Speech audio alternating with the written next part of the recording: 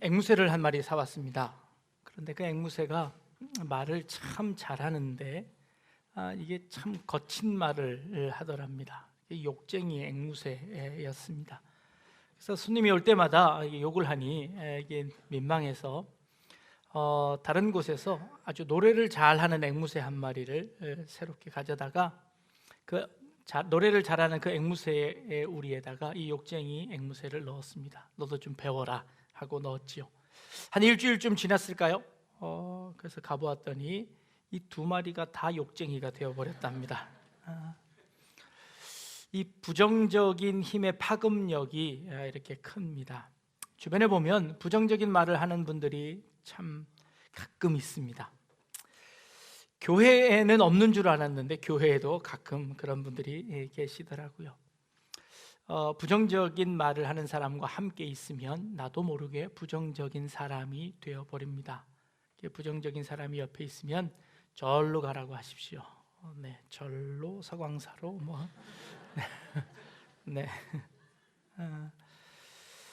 그분들과 가까이 하면 할수록 우리도 자꾸 부정적인 사람이 되어지는 겁니다. 오늘 우리가 읽은 본문, 우리가 지금 보고 있는 본문은 이스라엘 백성들이 애굽을 떠나서 가나안 땅으로 들어가려고 합니다. 그런데 그 가나안 땅에 들어가기 전에 12명, 각 지파마다 한 사람씩을 선택해서 12명을 정탐꾼으로 보냈습니다. 근데 그들이 보고 와서 보고를 합니다. 그 땅을 가보았더니 그 땅은 참 좋은 땅입니다. 그리고 그 사람들도 아주 잘생겼고 키도 큰 사람들이 있더랍니다. 그리고 그 땅이 얼마나 비옥한지 포도송이 한 송이를 두 사람이 지고 갈 만큼 그렇게 큰 포도송이가 열리더랍니다.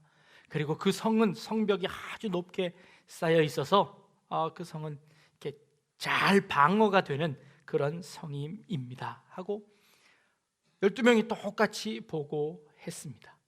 이것은 사실이었습니다. 그런데 그 사실을 10명은 그 사실을 어떻게 해석했냐 하면 그들은 장대같이 크고 우리는 마치 메뚜기처럼 보이더라 하고 해석을 했습니다. 그런데 2명은요, 여호수아와 갈렙이라는 사람은 그들과 똑같은 것을 보고 똑같이 보고했습니다. 그런데 그들의 신은 그들에게서 떠났고 하나님은 우리와 함께 계시니 그들은 우리의 밥입니다 하고 그렇게 보고를 했습니다. 사실을 어떻게 보느냐라는 것이 우리의 인생관이고 우리의 세계관입니다. 그리고 우리의 인생의 철학이 될 수 있습니다. 어차피 우리 인생은 어떻게 될지 알지 못합니다. 우리는 미래를 살아보지 않았기 때문에 그 미래에 어떤 일이 일어나게 될지 아무도 알지 못합니다. 그러니 살아보아야 합니다. 근데 어차피 살 거라면 부정적으로 말고 조금 긍정적으로 살아내면 더 유익이 있지 않을까요? 어차피 될 수도 있고 안 될 수도 있습니다. 그렇다면 이왕이면 되는 쪽으로 생각해서 하다가 안 되더라도 그냥 그게 더 좋은 것 아닙니까? 더군다나 신앙을 가진 사람이라면 하나님께서 우리에게 내가 내 편이 되어줘서 내가 너와 늘 함께하고 내가 그 땅을 너희에게 주겠노라 라고 하나님이 약속하셨다면 우리는 다른 세상 사람들보다 훨씬 더 긍정적이어야 할 겁니다. 그럼에도 불구하고 우리는 자꾸 우리 앞에 닥쳐진 상황을 부정적으로 해석합니다. 그리고 그 부정적으로 판단하고 부정적으로 살아가려는 사람들이 참 많습니다. 부정적인 사람들을 보면 참 똑똑합니다. 왜냐하면 모든 상황을 다 검토해 보니 이 일은 안 된다는 겁니다. 그분들의 말이 허무맹랑한 말이 아니라 모두 일리 있는 말입니다. 모두 일리 있는 말인데 진짜 일리만 있습니다. 일리라는 것은 한쪽 면만 맞다는 것이죠. 그쪽 면으로 보면 그 말이 맞습니다. 그러나 그 다른 쪽 면은 보지 못하는 겁니다. 그 다른 쪽 면에서는 하나님이 우리와 함께 하고 계시고 하나님이 우리를 도와주신다는 것을 잊어버리고 있습니다. 세계적인 정신분석학자인 칼 메링거 교수는 이렇게 이야기합니다. 태도는 사실보다 중요하다. 인생의 모든 것은 결국 그 사람의 태도에 달려 있다라고 이야기합니다. 그렇습니다. 우리에게 주어진 사실은 누구에게나 다 똑같습니다. 그러나 그 주어진 그 사실을 우리가 어떻게 해석하고 어떤 태도를 가지고 그 사실을 맞닥뜨리냐에 따라서 우리의 삶이 바뀌어질 수 있다는 겁니다. 오늘 우리 본문 가운데 아주 좋은 태도를 가지고 있었던 두 사람을 소개하고 있습니다. 한 사람은 갈렙이고 한 사람은 여호수아입니다. 10사람이 부정적으로 보고할 때에, 부정적으로 해석할 때에 이 두 사람은 그들의 신은 그들에게서 떠났고 하나님은 우리와 함께 하시니 그들은 우리의 밥입니다 라고 고백하며 그들 앞에서 옷을 찢고 이야기합니다. 이 두 사람은요, 유다 지파의 대표였고 에브라임 지파의 대표였습니다. 이스라엘에 12지파가 있지만 그러나 그 중에서 가장 영향력이 있던 지파는 두 지파였습니다. 유다 지파는 명목상 장자권을 가진 지파입니다. 장자의 지파이지요. 나중에 예수 그리스도께서 이 유다의 지파를 통하여서 탄생하시게 되어집니다. 에브라임 지파는 에브라임과 므낫세, 요셉의 지파입니다. 요셉은 실질적인 장자의 상속권을 받았습니다. 그래서 두 지파가 되었습니다. 실질적인 영향력을 가지고 있는 지파입니다. 그래서 이 유다 지파와 에브라임 지파는 이 이스라엘 12지파 중에서 핵심이 되는 두 지파입니다. 근데 그 핵심이 되는 그 두 지파의 대표가 가서 이렇게 긍정적으로 해석을 합니다. 그런데 나머지 이 10지파는 그냥 좀 따라와 주면 안 될까요? 그냥 못 이기는 척하고 그들의 힘이 믿고 그들을 믿고 따라와 주면 안 될까요? 아니요. 그들의 부정적인 영향력이 온 이스라엘의 전염이 되어버렸습니다. 정탐을 하고 온 그 밤에 이스라엘 백성들이 민수기에 보니까 밤새도록 울며 통곡하며 원망했습니다. 왜 우리를 여기까지 데리고 와서 죽입니까? 우리를 광야에서 죽게 내버려 두던가, 아니면 우리를 그냥 애굽 땅에 그냥 내버려 두던가, 우리를 그냥 내버려 두지 왜 이곳까지 데리고 와서 전쟁을 통하여 죽게 합니까? 하고 밤새도록 원망했답니다. 그러자 이 원망 소리를 듣고 이 여호수아와 갈렙이 옷을 찢고 그 백성들 앞에서 하나님이 우리와 함께 하시는데 무엇을 두려워하십니까? 라고 이야기하자 그들이 돌을 들어서 이 여호수아와 갈렙을 치려 했다고 성경은 기록합니다. 10명의 보고는 같은 사건을 보고 그들의 비교에서 우리는 메뚜기에 불과합니다. 그런데 우리는 이 두 사람은 그들은 우리의 밥입니다 라고 해석을 한다는 겁니다. 오늘 이런 긍정적인 보고를 한 이 갈렙이라는 사람을 조금 자세히 살펴보려고 합니다. 갈렙이라는 사람의 이름을 뜻을 보니까 이름의 뜻이 참 이상합니다. 이름의 뜻이 개라는 뜻입니다. 이스라엘 사람들은 개를 그렇게 좋아하지 않습니다. 그런데 사람의 이름을 개로 짓는다는 것이 조금 이상해 보입니다. 그것도 유다 지파의 대표인데 어찌 그 이름이 개라는 이름일까요? 그래서 살펴보았습니다. 민수기 여호수아서에 보니까 그 사람은 그니스 사람인데 여분네의 아들이다라고 그를 설명하고 있습니다. 여분네는 그의 아버지의 이름입니다. 근데 그 앞에 있는 그니스라는 이 이름이 조금 걸립니다. 이 그니스가 어떤 한 지파의 이름일까? 어떤 한 가문의 이름일까? 아니면 지역의 이름일까? 성경에 사람을 소개할 때에 보통은 어느 지역 누구의 아들 누구라고 소개합니다. 그 패턴을 따랐을 때 이 그니스라는 것은 지역 이름일 수 있습니다. 그렇다면 이 그니스라는 지역을 찾아보니 이 그니스는 저 이방 땅에 있는 그런 지역이었습니다. 그렇다면 이 갈렙이라는 사람은 이방 땅에서 살던 그런 사람이었습니다. 그런데 이집트로 포로로 잡혀와서 그곳에 살던 사람이었다는 것입니다. 그런데 이 사람이 어떻게 유다 지파의 대표가 될 수 있었을까요? 학자들에 따라서 조금 의견이 나뉘어지기는 하지만 그러나 대부분의 학자들이 이 갈렙이라는 사람은 이방인이었을 것이다 라고 추정하고 있습니다. 그런데 이 이방인이 어떻게 그러면 이 유다 지파 사람이 될 수 있었을까라는 것을 추적해 보니 출애굽기 12장 38절 말씀해 보니까 이스라엘 자손이 라암셋을 떠나서 숫곳에 이르니 유아 외에 보행하는 장정이 60만 가량이더라 라고 기록합니다. 이스라엘 백성이 애굽 땅에서 나온 사람이 장정만 60만이었습니다. 거기다가 가족들까지 곱하면 한 200만 정도쯤 되었을 것이라 추정이 되어집니다. 그 200만 사람들이 다 유대인이었을까요? 아니었다는 겁니다. 바로 그 다음 절에 이렇게 기록하고 있습니다. 수많은 잡족과 양과 소와 심이 많은 가축이 그들과 함께 하였으며 라고 기록합니다. 이 성경을 참 잘못 번역했습니다. 이 잡족이라는 말, 이게 이렇게 번역하면 안 되는데 어찌되었건 성경이 이렇게 번역했습니다. 수많은 잡족이랍니다. 이건 수많은 이방인을 표현하는 겁니다. 수많은 이방인들이 이스라엘 백성들이 애굽에서 나올 때에 그 이방인들도 수많은 사람들이 함께 그 길을 선택했다고 성경은 기록하고 있는 겁니다. 10가지 재앙이 내려졌습니다. 그 10가지 재앙이 내려질 때 마지막 재앙은 장자의 죽음이었습니다. 어린 양의 피를 문설주에 바르지 아니한 집은 장자의 모든 죽음을 조상을 치르게 되었습니다. 그러나 그 모세의 말을 듣고 이스라엘 백성들 따라서 자기 집에 어린 양의 피를 묻힌 집에는 유월했습니다. 죽음의 천사가 그 집을 뛰어넘어갔습니다. 그래서 죽음을 보지 않게 되었습니다. 그리고 그 장자의 죽음이 있은 이후에 이 애굽의 바로는 이스라엘 사람들을 내어 쫓아보냈습니다. 그들은 허리에 허리띠를 메고 그 즉시로 그 밤에 그 애굽을 탈출해 나와서 광야로 향했습니다. 그때에 수많은 잡족이 함께, 이방인들이 함께 따라 나왔습니다. 그 함께 따라 나온 사람들은 어떻게 되었을까요? 이스라엘 백성들은 유난히 자기 유대인들과 다른 사람들을 구별하는 사람들이었습니다. 그 구별하던 그 사람들을, 그 이방인들을 어떻게 포섭했을까요? 출애굽기 12장 48절 말씀해 보니까 이렇게 나와 있습니다. 너희와 함께 거류하는 타국인이 여호와의 유월절을 지키고자 하거든 그 모든 남자는 할례를 받은 후에야 가까이 하여 지킬지니 곧 그는 본토인과 같이 될 것이나 할례 받지 못한 자는 먹지 못할 것이나 본토인에게나 너희 중에 거류하는 이방인에게 이 법이 동일하니라 라고 기록합니다.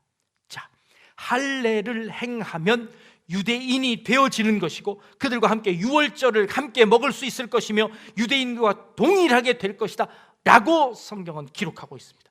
하나님께서 이 잡족 이방인들을 이 유대인 안으로 할례를 통하여 포섭하는 것을 볼 수 있습니다. 오늘 우리가 성찬식을 했습니다. 성찬식을 하는 조건은 무엇입니까? 세례를 받았느냐 아니냐만 조건입니다. 세례를 받은 사람만 이 성찬에 참여하실 수 있습니다. 세례를 받는다는 것은 무엇을 의미하는 걸까요? 내가 예수 그리스도를 믿고 그리스도로 말미암아 새 사람이 된 것을 확인하는 조건이 바로 세례입니다. 이 세례 받으면 한 공동체가 되어질 수 있음을 이야기하는 겁니다. 오늘 일부 예배 때는 우리 한 아이의 유아 세례를 주었습니다. 멀리 호주에서 사는 우리 하랑이었는데요. 호주에서 여러 교회에서 유아 세례를 주려고 했는데 유아 세례를 베푸는 교회가 없더랍니다. 그래서 기대하고 우리 약대중앙교회에 와서 세례를 받았습니다. 왜 유아 세례를 주는 곳이 없었을까요? 잘 찾아보면 있었을 텐데 우리 교회에서 받고 싶어서 그랬던 것 같습니다. 하랑이가 다니던 교회는 침례 교회입니다. 침례 교회는 유아 세례를 주지 않습니다. 그래서 없었습니다. 유아 세례를 왜 주지 않을까요? 세례라는 것은 자신의 입술로 예수를 그리스도라고 고백하는 사람에게만 세례를 줍니다. 그러나 아이는 그럴 만한 지적 수준이 안 되지요. 예수를 그리스도라고 고백할 수 없습니다. 그러면 세례를 줄 수 없게 되지요. 그럼에도 불구하고 우리는 세례를 줍니다. 침례교에서는 그것을 인정하지 않아서 세례를 주지 않습니다. 일리가 있습니다. 그런데 다른 한쪽 면을 보지 못합니다. 다른 한쪽 면은 뭘까요? 우리가 세례를 받는다는 것은 내가 예수를 믿어서 세례를 받습니다. 맞습니다. 근데 내가 예수를 믿게 된 것은 무엇 때문입니까? 내 능력 때문입니까? 내 의지 때문입니까? 나의 공로 때문인가요? 아니요. 하나님께서 내게 은혜를 주셔서 내가 예수를 그리스도라 고백하게 되었습니다. 내가 예수가 믿어진 겁니다. 하나님이 날 구원해 주셨다는 것이 내 마음에 받아들여졌습니다. 그래서 내가 세례를 받게 받게 된 것이지요. 세례를 받았기 때문에 구원을 얻는 것이 아니라 이미 내가 받은 그 구원을 확인하는 차원에서 세례를 받는 것입니다. 내가 세례를 받았기 때문에 구원받는 것이 아니라 내가 이미 구원을 받았기 때문에 세례를 받는 것입니다. 그리고 그 세례를 받는 것은 전적으로 하나님의 은혜였음을 고백하는 것, 이게 장로교의 가장 근본된 교리입니다. 내 힘으로, 내 능력으로, 내가 가진 것으로 구원 얻는 것이 아니라 하나님께서 내게 주신 은혜로 말미암아 구원을 얻습니다 라고 고백하는 것입니다. 이것이 단순히 내 겸손의 표현으로서의 고백이 아니라 정말 하나님의 은혜를 인정하는 사람이 그렇게 고백할 수 있는 그런 고백입니다. 그래서 하나님이 내게 은혜를 주셨습니다. 그래서 내가 하나님을 알게 되었습니다. 그래서 그 하나님을 내가 믿게 되었습니다. 그분이 나의 구세주이심을 내가 고백하게 되었습니다 라고 하는 것, 이게 장로교의 신앙 고백인 것이지요. 그렇다면 이 유아는 어떻게 세례를 줄 수 있을까요? 하나님께서 이 믿음의 부모 가운데 하나님이 이 아이를 태어나게 하셨습니다. 이 아이는 분명 하나님의 은혜 가운데 있음을 내가 믿습니다. 이 아이가 아무것도 할 수 없지만 그러나 하나님의 은혜로 말미암아 구원 얻을 것을 내가 압니다. 그래서 우리는 믿음으로 세례를 줍니다 하고 아이에게 세례를 베푸는 것입니다. 갈렙은 이방인이었습니다. 유대인이 아니었습니다. 그리고 아무것도 내세울 것이 없었습니다.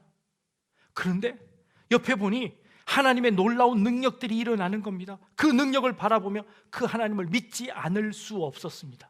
그래서 그 하나님을 믿었습니다. 그리고 할례를 행하고 유대 지파에 속하게 되었습니다. 그리고 그의 믿음이 자라나 결국 유대 지파의 대표가 되었습니다. 하나님께서 여호수아와 갈렙 이외의 모든 사람은 너희들이 이야기한 것처럼 그 땅에 들어가지 못할 것이다. 그러나 이 두 사람은 들어갈 것이다 라고 이야기했습니다. 가나안 땅에 들어간 사람은 잡족으로 인정받지도 못하고 아무것도 행하지 못한 그 갈렙이 들어갔습니다. 여호수아가 들어갔습니다. 그리고 그 당시에 20세 미만의 어린 아이들이 들어갔습니다. 어린 아이들은 뭘 했나요? 아무것도 안 했습니다. 그냥 하나님 믿었습니다. 하나님이 들어가게 해준다고 하셨으니 그냥 들어간 겁니다. 부정적이라는 것은 무엇을 의미하나요? 이스라엘 백성들이 왜 못 들어간다고 하고 있나요? 우리 힘으로는 안 됩니다. 우리 능력으로는 그곳에 들어갈 수 없습니다. 그들은 크기가 장대 같습니다. 그들과 우리를 비교해보니 우리는 메뚜기와 같습니다. 우리 힘으로, 우리 능력으로는 절대 그곳에 못 들어갑니다 라고 그들이 얘기했습니다. 애굽 땅에서 나올 때 그들의 힘으로 나왔나요?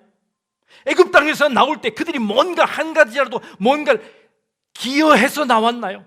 하나님의 은혜로만 나왔습니다. 하나님께서 주신 그 은혜로만 그들이 애굽에서 탈출할 수 있었습니다. 그리고 그 하나님께서 그 가나안 땅까지 너희를 그냥 주겠다고 약속하셨습니다. 여기 우리에게 요구한 것이 무엇입니까? 그냥 그 하나님의 은혜를 누리고 받아 살면 되는 것인데 우리는 자꾸 그렇게 안 될 거라고 이야기합니다. 왜 안 될 거라고 이야기하나요? 우리 힘으로 안 될 거라고 이야기하는 겁니다. 아니, 우리 힘 필요 없다고 말씀하시는 겁니다. 하나님이 대신 해 주실 거라고 약속하십니다. 그런데도 안 된다고 하는 것은 무엇을 의미하나요? 그 하나님의 능력을 의심하는 겁니다. 그 하나님을 무시하는 겁니다. 그 하나님을 믿지 않는 것이지요. 그 하나님을 인정하지 않는 것입니다. 하나님의 능력을 인정하지 않게 되면 부정적일 수밖에 없습니다. 그것은 할 수 없는 일입니다. 그것은 안 되는 일입니다 라고 부정적으로 이야기했지요. 그래서 결국 그들은 그들의 말에 씨가 되어서 40년 동안 광야를 헤매며 그들은 다 죽어졌습니다. 그 아이들은 그 광야 40년 동안 뭘 배웠을까요? 그 광야에서 아무도 살아갈 수 없는 그 광야에서 그들은 하나님의 은혜가 아니면 한순간도 살아갈 수 없는 존재임을 깨닫게 하셨습니다. 낮에는 구름 기둥으로, 밤에는 불 기둥으로 그를 보호하셨습니다. 낮에 구름 기둥이 없으면 그 땡볕에서 살아갈 수 없습니다. 밤에는 그 사막의 그 추위 가운데 견뎌낼 수 없습니다. 그런데 구름 기둥과 불 기둥으로 그들을 보호하셨습니다. 아침마다 만나를 내려서 아무것도 먹을 게 없는 그 광야에서 40년을 살아냈습니다. 누구의 은혜로 살았나요? 하나님의 은혜였습니다. 하나님의 은혜가 아니면 우리는 한순간도 살아갈 수 없는 그런 존재임을 믿었습니다. 그리고 가나안 땅 앞에 다시 도달합니다. 그리고 묻습니다. 이 가나안 땅 하나님이 우리에게 주셨습니다. 어떻게 할까요? 들어갑시다 하고 들어가는 겁니다. 이 지금 신명기는 그 가나안 땅 앞에 40년을 뺑뺑 돌아서 40년 후에 이 가나안 땅 앞에 와서 이 모세가 마지막으로 이스라엘 백성들에게 하는 이야기입니다. 과거를 돌이켜보며 40년 전에 너희 부모님들은 이 앞에서 우리 힘으로는 못 들어갑니다 라고 해서 40년을 돌았는데 너희 40년 동안 뭘 배웠니?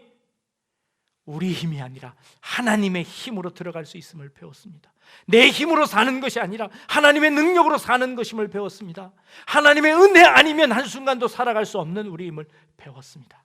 이제 하나님이 우리와 함께 하시니 우리가 이 땅에 들어갈 수 있습니다 하고 그 앞에서 다시 그들의 믿음을 확인하는 겁니다. 오늘 우리 성찬을 했습니다. 우리 힘 아니지만 주님께서 십자가에 달려 죽으심으로 말미암아 그 피로 말미암아 그 살로 말미암아 내가 구원을 얻게 되었습니다. 다시 한번 확인했습니다. 내 힘이 아닙니다. 내가 잘나서가 아닙니다. 내가 뭔가를 해서가 아닙니다. 내가 하나님을 위해서 뭔가를 드려서가 아닙니다. 하나님께서 먼저 그 아들을 보내셔서 우리를 구원해 주시는 그 은혜로 말미암아 내가 구원받았습니다 라는 것을 다시 한번 기억하고 상기시키는 그런 우리 성찬식을 거행했습니다. 한순간도 하나님의 은혜가 없이 살아갈 수 없는 우리 자신임을 깨닫고 그 은혜를 기대하며 늘 긍정적으로 하나님이 함께 하시면 그들은 우리의 밥입니다. 말씀대로 살아가는 것 쉽지 않습니다. 하나님 말씀대로 뜻대로 살아가는 것 쉽지 않습니다.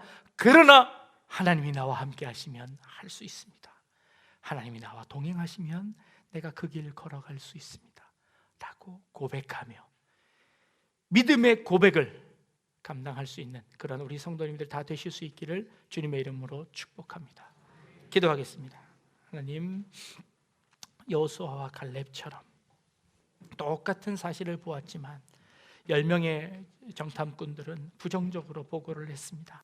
2명의 이 여호수아와 갈렙은 하나님께서 우리와 함께 하시면 우리가 그들을 이길 수 있다고 고백했습니다. 하나님, 우리가 우리 삶 가운데 어려운 일들이 참 많습니다. 힘든 일들이 많습니다. 우리 인간의 눈으로 볼 때 모든 것 다 부정적으로밖에 보이지 않습니다. 그러나 하나님이 우리와 함께 하시면, 하나님이 우리의 편이 되어주시면 승리할 줄로 믿사오니 믿음에 결단하고 하나님께 한 걸음 더 나아갈 수 있는 저희들 되게 하여 주옵소서. 감사드리며 예수님의 이름으로 기도합니다. 아멘.